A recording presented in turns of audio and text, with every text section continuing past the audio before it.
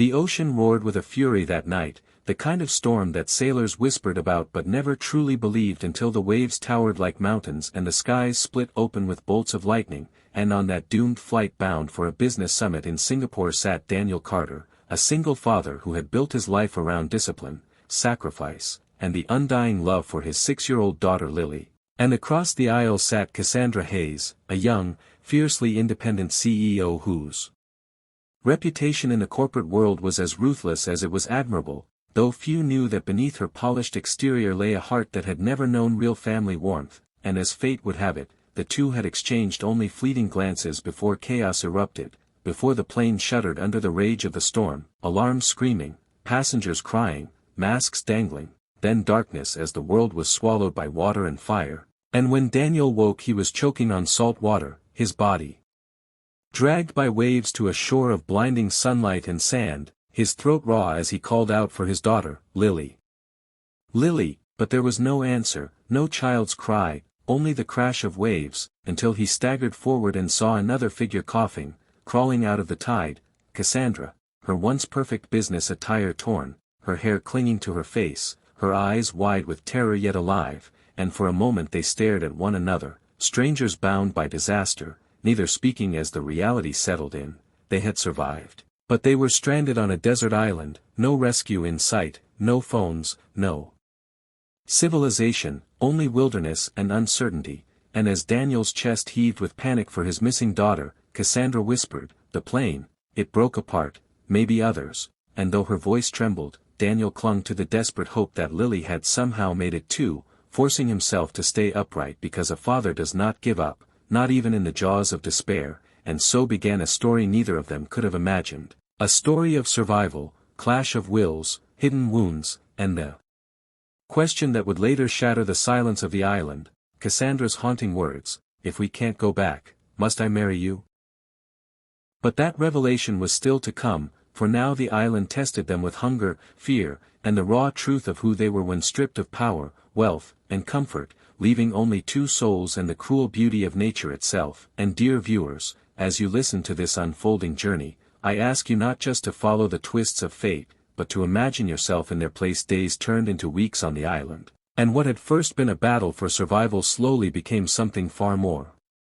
intimate, far more dangerous to the walls they had built around their hearts. For Daniel, every sunrise was another chance to scan the horizon for a rescue ship and another tormenting reminder that his daughter Lily might still be out there, lost or waiting, and the guilt gnawed at him like a wound that refused to heal. Yet it was Cassandra who pulled him back from despair, her sharp mind, once used to negotiating billion-dollar contracts, now calculating how to ration coconuts, how to build a shelter from palm leaves, how to use stones and friction to spark fire. And as Daniel watched her transform from a CEO in heels to a survivor with grit under her nails, something inside him shifted, respect bleeding into admiration, admiration into a quiet yearning he could not name, but he buried it, for his heart still belonged to Lily and to the vow he had made never to let another woman into their fragile world too easily, while Cassandra, for her part, found herself drawn to the single dad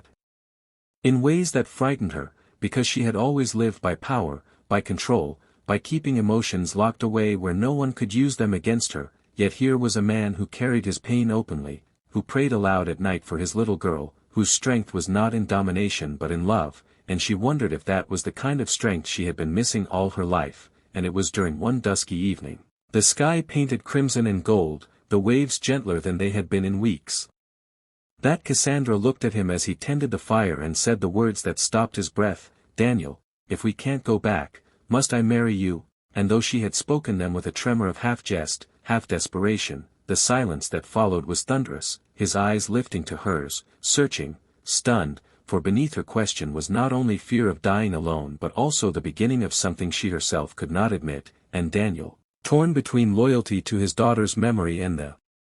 undeniable bond forming with this woman who had fought by his side, found no words, only the pounding of his heart against his ribs like a drum. And dear viewers, it is here that the story burns hottest, where survival meets destiny, where hearts collide against the backdrop of a world stripped bare. And if you think you know what Daniel answered, I promise, the truth will shock you, so stay with us and make sure you subscribe, because this is not just a tale of survival.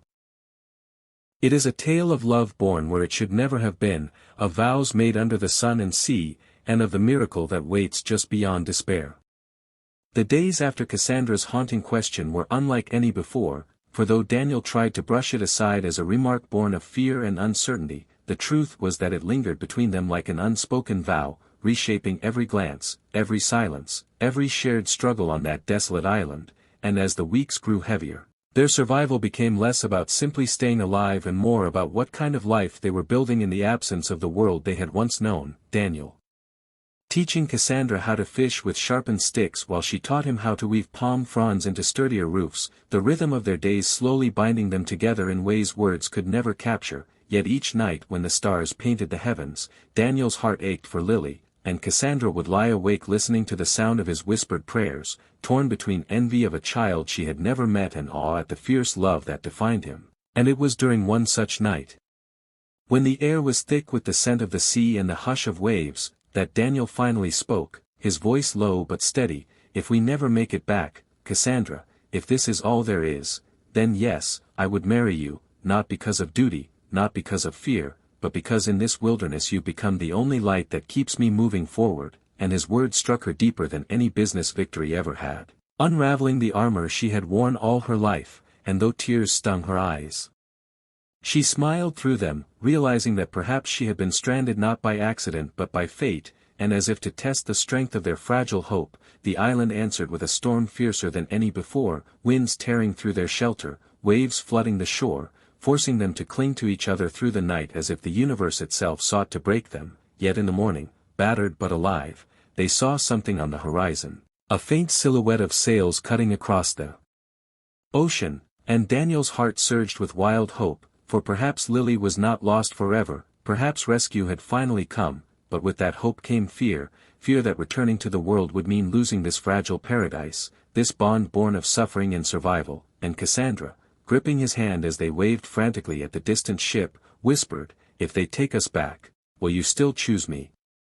And her question pierced the very marrow of his soul, for the answer would decide not only their fate but the story you, dear viewers, have been following with every heartbeat. And if you wish to hear whether love survives beyond the island, beyond the waves, beyond the trials that tested them, then do not forget to subscribe, for what awaits in the next chapter is a revelation that will leave you breathless.